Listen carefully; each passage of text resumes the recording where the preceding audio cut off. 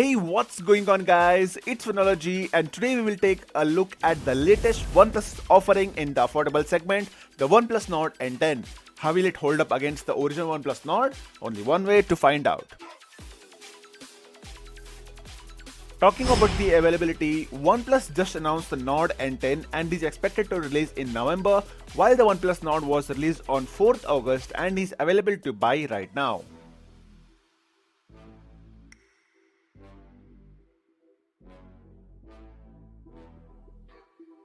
OnePlus Nord N10 supports 5 bands which are GSM, CDMA, HSP, LTE and 5G, while OnePlus Nord supports 4 which are GSM, HSP, LTE and 5G.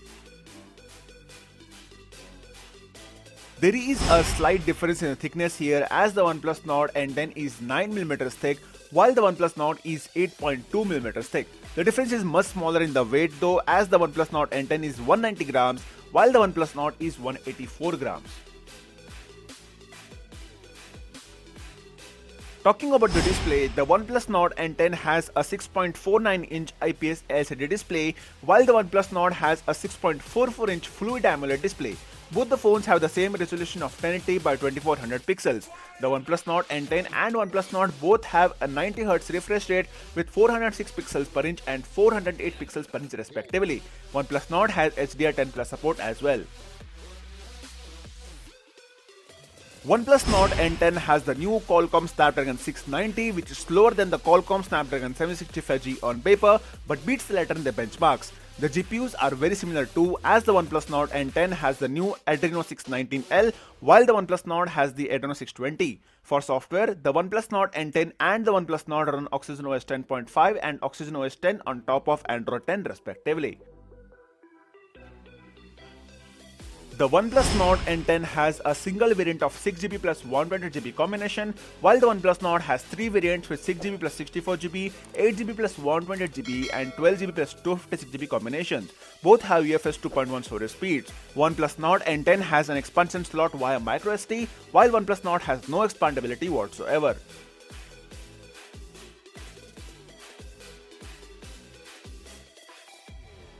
The OnePlus Nord N10 has a quad camera setup at the back with a 64MP main camera, an 8MP ultra-wide, a 5MP depth sensor and a 2MP macro. OnePlus Nord 2 has a quad camera setup at the back with a 48MP main camera, an 8MP ultra-wide, a 5MP depth sensor and a 2MP macro.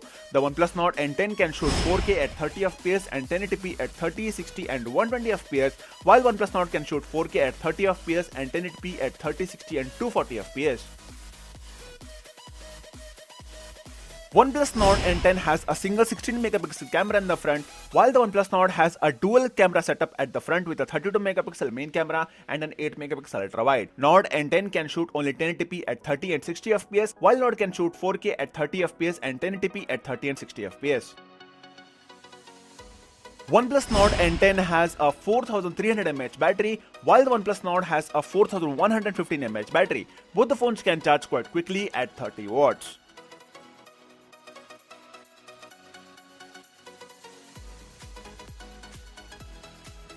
OnePlus Nord N10 has additional features like the rear-mounted fingerprint scanner, Bluetooth 5.1, NFC support, USB 2.0 Type-C port with OTG support, and various sensors like accelerometer, gyro, proximity, and compass.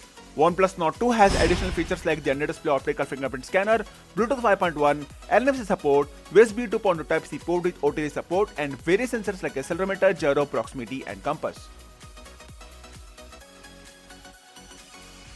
The OnePlus Nord N10 has a single variant of 6GB RAM and 128GB storage and it's priced at 19,999 INR. The OnePlus Nord has 3 variants with 6GB RAM and 64GB storage priced at 24,999 INR, 8GB RAM and 128GB storage priced at 27,999 INR and the 12GB RAM and 256GB storage priced at 29,999 INR.